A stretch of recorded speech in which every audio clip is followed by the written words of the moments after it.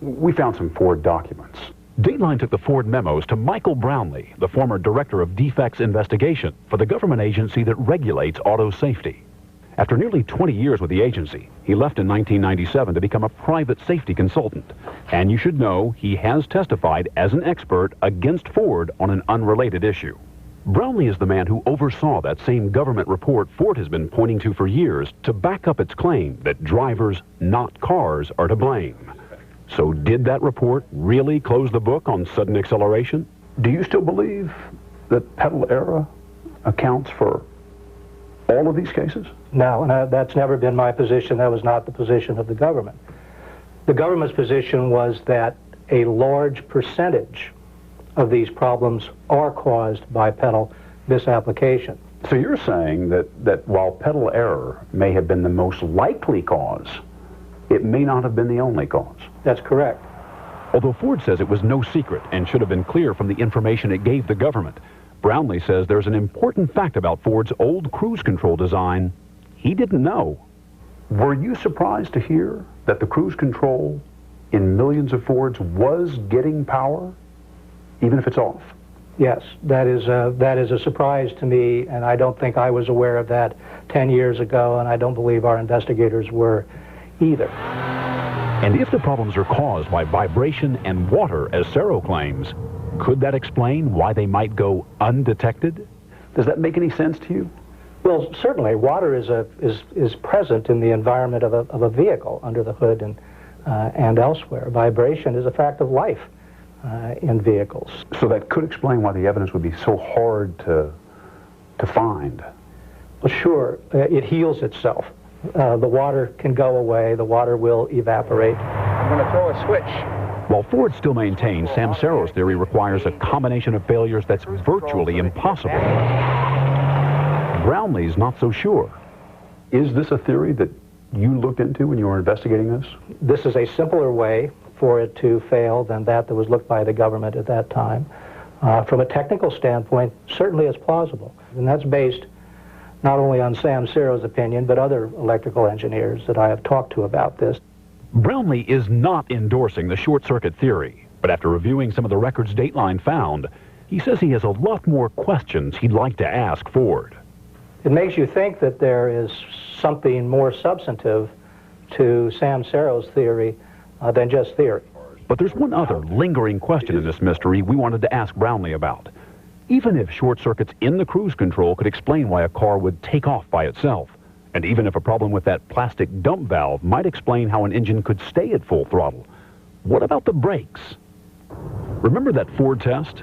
It's compelling evidence. Ford says even if everything does go wrong, the brakes will still stop a car, even with a runaway engine. But we watched the test again. Listen carefully at the end. He's shouting 175 pounds of pressure. That's how hard Ford's test driver pushed on the brake and held it down to stop the car. That's roughly 10 times harder than you'd normally have to push. So hard, even that government report on sudden acceleration concluded that 50% of all women, and even some men, just can't do it. Bottom line here is that that's a lot of pedal force, and not everybody can push that hard. Remember the witnesses at that church picnic accident who saw brake lights? I see the brake lights. So in some of these cases where people say, we saw brake lights, and the driver says, my foot was on the brake, is it possible that they just weren't pressing hard enough, or perhaps couldn't press hard enough? Yes. To bring the car to a stop? Yes, that is possible. Could that explain why a van driven by a grandmother didn't stop? Or why 67-year-old Reverend Manigault didn't stop his car? We don't know. What we do know is those Ford hotline reports were talking very specifically about wiring problems that might cause sudden acceleration. And after seeing the Ford memos, the man who used to be in charge of safety investigations says the government may want to take a second look. Clearly Ford had some notion or some basis for thinking that wiring might be the problem. And this is the kind of information that, of course, one would like to find out more about. Would you think that reopening the investigation might be in order? Certainly this is something that ought to be looked at, it seems to me. For now, the controversy is headed back to the courtroom. In Ohio, the Manigault family will learn soon if they'll get a new trial.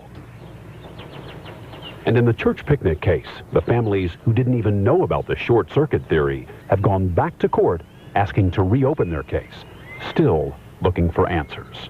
I needed satisfaction to know that I done something to try to ease the pain for my children and done justice for my wife.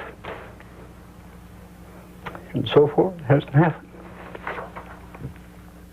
Dateline sent those internal Ford memos to the federal government, which told us it was aware that cruise control failures could conceivably cause wide-open throttle when it issued its 1989 report. NHTSA says it has not detected a trend in Fords and that there's no basis at this time for opening a new investigation. Remember, the government's 1989 report concluded that driver error is the most likely cause, and it did not find a higher rate of sudden acceleration in cars with cruise controls. In a recent example, a Minneapolis police officer was behind the wheel of a Ford van that took off, killing 2 people. That van did not have cruise control, and federal investigators believe the officer must have hit the wrong pedal. Some people do. The question is, does everyone?